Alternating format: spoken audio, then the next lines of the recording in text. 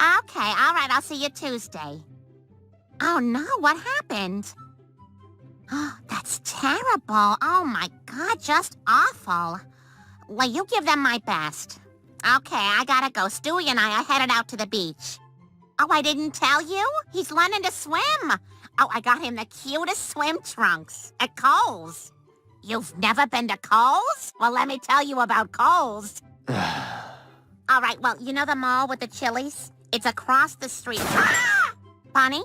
Bonnie, are you there? What happened? Let's go! You're about to witness a 1-year-old baby verbally destroy everyone around him with the sophistication of a British aristocrat and the ruthlessness of a mob boss. Stewie Griffin isn't just any animated character, he's a pint-sized demolition expert who weaponizes the English language like it's his personal arsenal. While most babies are learning to say mama and dada, this diabolical infant is crafting insults so devastating they'd make a seasoned comedian weep. Today, we're breaking down the most savage, brutal, and downright hilarious roasts that prove Stewie Griffin is the undisputed heavyweight champion of cartoon insults. The Lois takedown, when your own mother becomes target practice.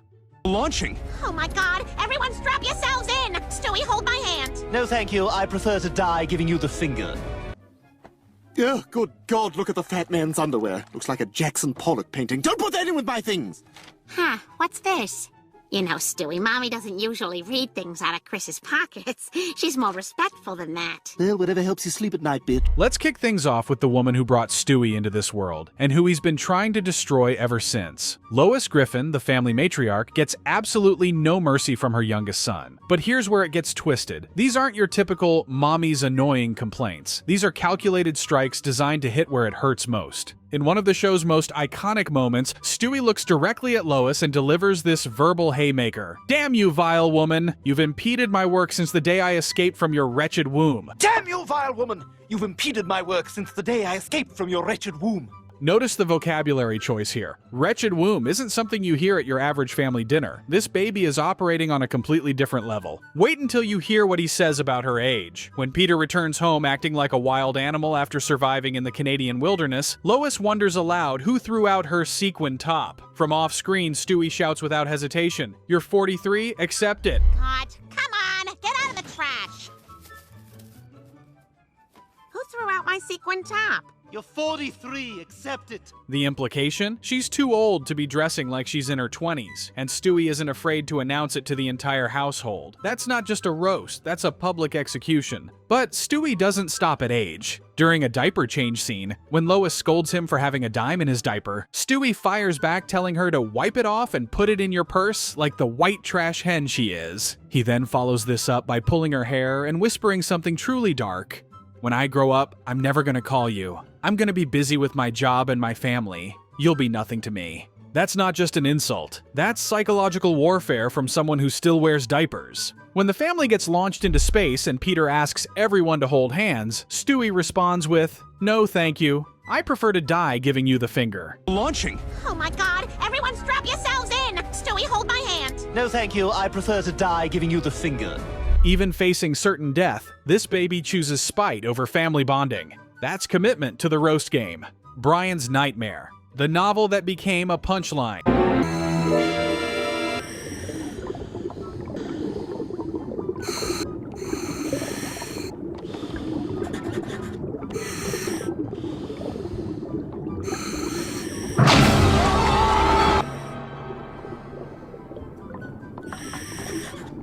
If Lois is Stewie's frequent target, Brian Griffin is his favorite punching bag. And unlike Lois, who gets quick jabs, Brian receives extended, detailed demolitions that leave him emotionally shattered. The most famous Stewie insult of all time centers around Brian's perpetually unfinished novel. Picture this. Brian announces he's going to appear on a dating show, and Stewie sees his opening. What follows is a masterclass in sarcastic destruction. Stewie starts innocently enough. "Oh yes, because you've got such a heavy workload around here. How you coming on that novel you're working on?"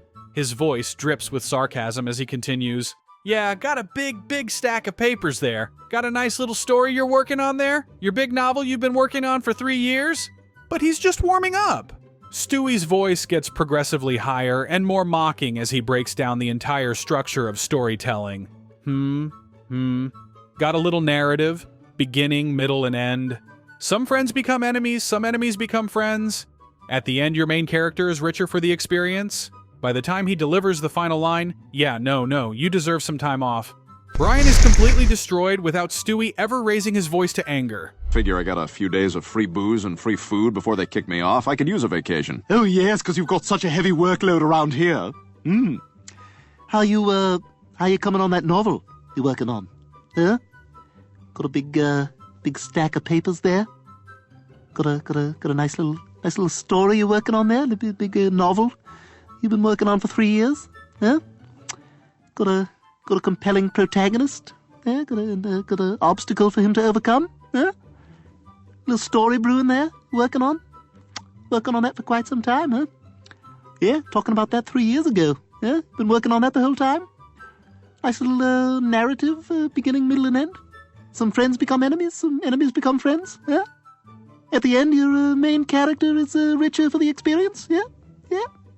Yeah, you got to... No, you deserve some time off. The beauty of this insult is its length and escalation. Most people would make their point and move on. Not Stewie. He draws it out, building layer upon layer of sarcasm until the target is completely buried under it. But the Brian roasts don't end there. When Brian writes a play that becomes locally successful, Stewie writes his own play that's far superior. After Brian literally buries Stewie's superior work in the backyard out of jealousy, Stewie confronts him with devastating precision. I knew my play was good, just like I knew your play was a mediocre patchwork of hackneyed ideas and tired cliches. And then comes the kill shot. May every person that laughs at your sophomoric effort be a reminder of your eternal mediocrity and pierce your heart like a knife. That's not just criticism, that's a curse. Stewie essentially wishes that Brian's own success becomes his torture. When Stewie promises to buy a cake when Brian dies, it's both morbid and hilarious. Most people say they'll mourn their friends. Stewie's planning a celebration. Chris, the albino gorilla in the room. Hey! Do you have any idea what time it is? Get in the house, fatty! What are you talking about? You know, we're doing this and you're gonna find a way to enjoy it. Chris Griffin, Stewie's older brother, possesses the unique combination of being overweight and intellectually challenged, making him prime roast material, and Stewie shows absolutely no brotherly mercy. When Chris becomes homecoming king, only because the other students voted for him out of pity, his newfound confidence gets insufferable. He announces he'll be taking 3 items from Stewie's room. Without missing a beat, Stewie responds, "There's a book in there on how to eat healthy. Why don't you take that, you fat bitch?" Hey, congratulations again on that, homecoming thing. Why congratulate me on a right and natural turn of events? Now, if you'll excuse me, I shall select 3 things from Stewie's room that I wish to be mine. There's a book in there on how to eat healthy. Why don't you take that, you fat bitch? The casual delivery makes it even more savage. But the most devastating Chris roast happens when Stewie offers to teach him how to deliver better comebacks. Chris attempts a hypothetical insult, and Stewie fires back instantly. "I'd say have another donut, you albino gorilla." You know, the way those kids were picking on you today in school, you really have got to stand up for yourself. Stewie, it's not so easy. What would you say if I said, "Hey there, shorty"? I'd say have another donut, you albino gorilla. Oh, yeah? Well, you have a sister as well. The precision here is remarkable. Albino gorilla isn't just calling someone fat, it's calling them a rare, spectacle-like creature that people stare at. And he delivers it so fast that you know it wasn't improvised. Stewie had that insult loaded and ready. In another episode, Stewie deliberately gains massive amounts of weight just to taunt Chris while he's trying to diet. He eats copious amounts of food in front of his starving brother, making Chris so jealous that Stewie becomes obese. That's commitment to the cruelty. Most people would just make a comment. Stewie transforms his entire body into a living insult. Meg. When existence itself is the insult, Meg Griffin gets the worst treatment from everyone in the family. But Stewie's insults cut differently. They're not just mean, they're existential. When Meg excitedly announces, "Everybody, guess what I am?" Stewie immediately responds, "The end result of a drunken backseat grope fest and a broken prophylactic?" He's not attacking her looks or personality. He's attacking the very circumstances of her birth. That's a whole different level of savage. When Brian's cousin Jasper announces he's marrying his male partner, Stewie turns to Meg and says, "I mean, if they can do that, that's pretty much it for you, isn't it? I mean, you might as well pack it in." Game over. The logic is brutal. Now that men can marry each other, Meg's already non-existent chances with men have dropped to absolute 0. It's mathematically savage. But perhaps the most comprehensive Meg destruction happens when Peter's intellectual disability threatens to ruin her reputation at school. Meg worries this will destroy her social standing, and Stewie explodes. "Oh yes, Meg. Yes, yes, yes. Everything was going swimmingly for you until this. Yes, yes, this is the thing that will ruin your reputation, not your years of grotesque appearance or awkward social graces, or that Felix Ungarish way you clear your sinuses. No, it's this. Do you hear yourself talk? I might kill you tonight." The escalation from sarcasm to death threat is peak Stewie. He doesn't just insult her, he threatens murder as punctuation. Celebrity destruction, Matthew McConaughey's worst day. You are just awful. You're one of the worst actors in the history of film, and I think that you need to go away. Oh, thanks, man. The truth is, I spend at least 90% of my year going away, exploring exotic places, having sex with my beautiful girlfriend, just doing sit-ups. I mean, and then counting money. When Stewie goes after celebrities, he doesn't hold back. His takedown of Matthew McConaughey might be the most comprehensive celebrity roast in television history. In a cutaway gag, Stewie approaches the famously laid-back actor at a party and unleashes, "Matthew, I may not ever get another chance to say this, so I just want to get this off my chest. You are just awful. You're one of the worst actors in the history of film." But here's the genius part. McConaughey, true to his chill personality, actually agrees with Stewie. When Stewie says his movies are terrible, McConaughey responds that he doesn't like them either, but keeps making them for the money. The actor's self-awareness almost diffuses the situation. Almost. Because Stewie has one more shot. "You suck donkey ass." And when McConaughey challenges this, Stewie replies, "Now you can't prove that." Even when he's technically wrong, Stewie wins through sheer audacity. Fourth wall destruction, when Stewie knows he's on TV. Some of Stewie's most savage moments come when he acknowledges he's in a television show. These meta roasts hit different because they break the illusion and remind us that even reality isn't safe from his criticism. When the Griffin family drives past restaurants, Peter wants to stop for food. Stewie casually remarks, "Oh, that's right, we're on television." The implication, they can't mention real restaurant names due to network restrictions. Stewie just exposed the limitations of the entire medium. In another scene, Stewie directly addresses the camera about dinner plans, demonstrating he's fully aware he's performing for an audience. This is psychological horror territory. Imagine being roasted by someone who knows they're fictional and you're real. Sophisticated vocabulary. The secret weapon. What makes Stewie's insults truly devastating isn't just what he says, it's how he says it. While other characters use basic profanity, Stewie employs vocabulary that makes his targets feel intellectually inferior while being verbally destroyed. When dealing with his babysitter's boyfriend Jeremy, Stewie launches into an extended rant referencing everything from hacky sack to Tiva sandals to specific Simpsons songs, calling Jeremy an atlas and a frat boy bastard.